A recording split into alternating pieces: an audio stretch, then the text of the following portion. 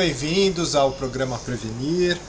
O tema nosso de hoje nós vamos falar sobre asma e nós convidamos a pneumologista doutora Maria Amélia Carvalho Santos, que é médica aqui do DAR do Hospital do Servidor Público do Estado. Então, bem-vinda ao nosso programa, doutora. Obrigada. Bom dia. Vamos falar sobre asma, então. Primeira coisa, a gente sabe muito bem, né? Eu acho que desde criança a gente ouve falar de asma, que é aquele peito chiado, né? Que a gente escuta a pessoa com dificuldade de respirar. Esses são os sintomas da asma mesmo, doutora? Sim, são. Antigamente a gente relacionava sempre a asma mais com a população infantil, e hoje a gente vê que a gente sabe, né, que ela pode aparecer em qualquer etapa da vida, até mesmo um paciente mais velho. E é caracterizada mesmo por episódios recorrentes, né, de falta de ar, chiado no peito, aperto no peito, tosse, né? Então, são sinais de sintomas que mais clássicos assim, né, vamos dizer. E tem alguma asma que não dá esses sintomas? E tem asma, sei lá, por exemplo, da tosse? É possível ter coisa que não seja tão clara de asma e ser asma? Pode, às vezes pode ser, às vezes o paciente pode ter só tosse e ser uma asma, né? Então, o paciente, quando tem uma história de tosse arrastada, uma das coisas que a gente tem que investigar é asma mesmo. E o que causa, por exemplo, é cigarro, poluição ou não necessariamente essas coisas? Não, existe uma correlação genética, não necessariamente não necessariamente que ela seja uma doença hereditária, mas geralmente tem pessoas na família, pai, mãe, pessoas que tenham tido a asma. A exposição a cigarro também pode ser um dos fatores, principalmente exposição de cigarro na infância, crianças que tiveram pais que fumavam, né? Também até mesmo também pode estar correlacionada com exposição no trabalho, pessoas que trabalharam em metalurgia também, ou com detergentes, ou com vapores, às vezes pode estar também, aí já entra na asma relacionada ao trabalho. Porque, na verdade, vamos supor, pensando na asma, é uma substância que entra em contato com o pulmão e faz com que os brônquios se contraem. Então, a maioria dos casos da asma são relacionados a alérgicos, né? A maioria dos casos é a asma alérgica. E aí você piora também, tem sempre aquela piora dos sintomas ou início dos sintomas se você tiver exposição a poeira, a ácaro, a cheiros, né? Mas existe outros fatores, por exemplo, dessas outras exposições a vapores, a poeiras de metalurgia também, isso no caso de pacientes que trabalharam com metalurgia. Então, a primeira coisa, por exemplo, quando eu descubro que eu tenho asma, eu preciso saber exatamente o que predispõe a ter esses ataques de asma, né? Como a senhora falou, que pode ser poeira, pode ser ácaro, pode ser mofo, sei lá, pode ser várias coisas. Tanto faz parte da nossa avaliação, né? Além de fazer o diagnóstico, né? Você tem que realmente avaliar o paciente, descartar que ele tenha outras doenças, né? Que não sejam asma, fazer exame de função pulmonar para ver se realmente é asma ou não, e pedir um painel de alergenos, né? Para ver se você tem alergia a ácaro, a pó, a fungo.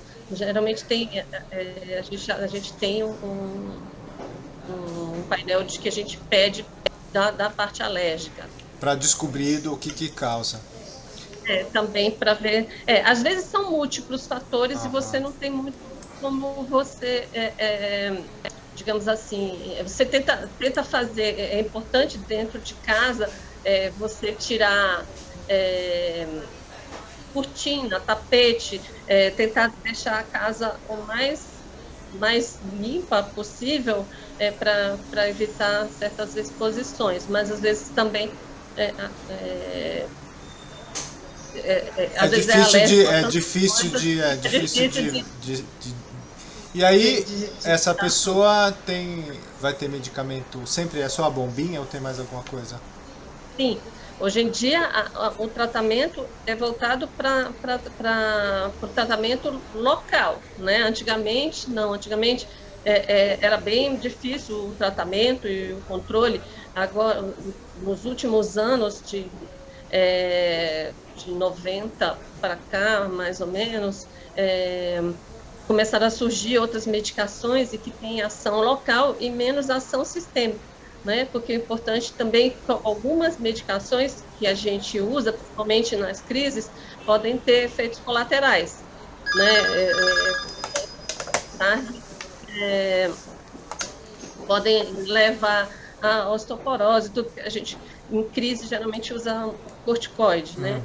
Então, o que a gente dá preferência e o tratamento orientado são que as medicações inalatórias que ela tem deposição e ação local, E, né? doutora, e esse uso de bombinha também não é sempre, né? Porque às vezes a gente vê pessoas que têm asma e que de 5 em 5 minutos tá aplicando a bombinha, né? O que a gente. É que Como é tem, que é o é, jeito certo ou não tem jeito? Cada pessoa vai ser de um jeito. o tratamento orientado para cada gravidade. E as medicações de tratamento, né, e as medicações de alívio. A gente sempre frisa, tem medicação que o paciente tem que tomar de horário, como se fosse assim, medicação para pressão alta. Né, o paciente, quando tem pressão alta, não toma um remédio a cada 12 horas, de 12 em 12, então as medicações inalatórias também são de horário. Então, as que são de tratamento. Agora tem as medicações de alívio, né? Que assim, se mesmo ele usando a medicação regularmente, ele ainda tiver falta de ar, aí ele pode usar, que a gente chama que essa medicação de alívio ou de resgate, né? Mas o que a gente faz é tentar colocar as medicações de tal forma, né, de tratamento, que ele evite ter que ficar usando essa medicação de alívio o tempo inteiro. Então, o objetivo do tratamento é você deixar o paciente mais livre de sintomas, né, Porque e se usar está usando muito essa de alívio, é sinal que a medicação que você deve não usar está controlada. regularmente não está controlada, então tem Isso, alguma coisa isso. errada no tratamento, precisa acertar, Alguma né? coisa errada no tratamento que precisa acertar. E sempre também tem que ter cuidado também com outras. Às vezes o paciente também tem outras alergias, tem uma rinite, e que às vezes também essa rinite não está compensada, aí ela também não deixa a asma compensar, e você tem que tratar outras doenças, né? Que, digamos assim, outras doenças, outras que acabam atrapalhando o controle da asma. Também pacientes que têm refluxo também e que não tratam, aí também acaba interferindo no controle. Então tem que olhar para um quadro geral também, não pode olhar só para É o asma às quadro vezes. geral. Se É, tá descompensado também precisa olhar as outras coisas, né? Como a senhora falou. as outras coisas que é para poder deixar ele o mais estável possível para evitar que ele fique usando medicação de resgate o tempo inteiro. Ô doutora, é verdade que a senhora defendeu um doutorado agora sobre asma em Sim, idosos, é isso? idosos, sim, Ah, sim, parabéns. acabei de. Mas, mas é Acabei. possível ser idoso, nunca teve asma na vida e daí começar a ter asma depois de Pode, idoso, é? E pode tem começar. A asma pode abrir em qualquer momento, e quais é e né? tem e em idosos tem alguma característica especial? Não, ainda acaba às vezes ainda se tornando mais difícil de diagnosticar, né? Porque o paciente idoso, ele ele começa a ter as próprias limitações, às vezes da própria idade, fica um pouco mais obeso, fica um pouco mais limitado, aí ele começa a achar que os sintomas são porque ele já está ficando com idade, né? E aí ele vai deixando para lá e acaba não tratando. Além de, às vezes, ele já ter também umas outras doenças associadas, como insuficiência cardíaca, Que também que dá falta de ar também, que né? também Insuficiência dá falta de cardíaca, né? ar e que também pode dar chiado e atrapalhar o diagnóstico, né? E também tem os pacientes que também, na realidade, fumam, né, ou fumaram há muitos anos e que acabam, na realidade, não tendo asma, acabam tendo DPOC, né, que é enfisema ou bronquite crônica, né, que é do relacionado com cigarro. Então, a gente tem que também distinguir a asma do DPOC. A Né? asma, diferente do DPOC e do enfisema, que causam alteração na estrutura do pulmão, né? A asma a Sim, longo prazo ela tem alguma altera o pulmão, a anatomia do sim. pulmão? Não a anatomia em si, mas ela vai deixando o pulmão, que ela é uma inflamação crônica, né? Então, ela acaba até, às vezes, alterando, na verdade, alterando também a parte anatômica, de qualquer forma, Mas por não causa da dessa forma do enfisema, inflamação. por exemplo, que perde, Não da né? forma, não da forma do enfisema, que às vezes, por exemplo, o enfisema tem bolhas e tudo. Geralmente o que a gente vê é espessamento brônquico, mais um brônquio mais espessado, né? Mas isso traz problema para a qualidade de vida também, principalmente para paciente que não trata, né, devidamente. Né? E, E bom, e agora, também há risco de morte, né? A asma também não tem, mas é raro ter. não é tão raro. Agora até com o surgimento dessas medicações inalatórias, com a disponibilização de medicações pelo SUS, né, que agora tem as medicações de alto custo, a gente consegue a liberação e que o paciente, mesmo que não consiga comprar, ele consegue pegar as medicações, tem teve uma modificação muito grande depois que teve essas liberações pelo Ministério da Saúde em relação às medicações de alto custo. Mas se não tratar, ele corre o risco de ter crises graves e numa crise grave ele pode realmente ir a óbito. E, e na infância, você tinha comentado que não tem, na verdade, não tem uma idade que a asma apareça. Ela pode aparecer É, então em qualquer idade. uma característica importante para quando o paciente é mais velho e que você pensa em asma, é que às vezes o paciente tem uma história de asma quando era criança, né, ou às vezes na infância e na adolescência, depois ele melhora tanto que até deixa de fazer medicação, né, que a gente fala que ele entra numa fase de remissão da doença e aparece mais tarde.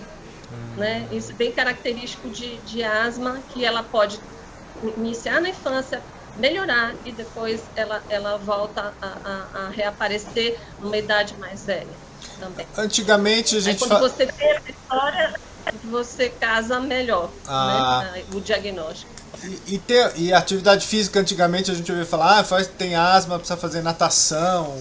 Tem relação isso? Fazer atividade física com melhora da asma? Então, seria a atividade física, sim. A gente indica, a gente com o paciente controlado, ele pode fazer também natação. O que a gente sempre também recomenda que ele experimente a natação, se ele quer fazer a natação, que ele experimente, porque muitas piscinas são cloradas. E às vezes o paciente piora com exposição ao cloro. Agora tem piscina com ozônio, né?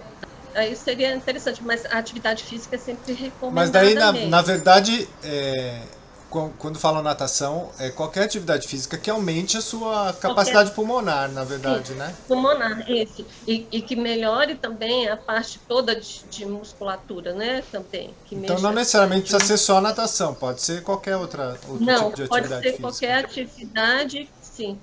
Desde que qualquer esteja atividade controlado física. também, né? Porque se está em crise não pode fazer Sim, exercício, sim, né? também não pode fazer exercício. Isso. E tem que ter muito cuidado, uma das coisas importantes é que às vezes o paciente com asma, ele ainda fuma. E o cigarro é muito já é nocivo por si só, né? Em todas as pessoas.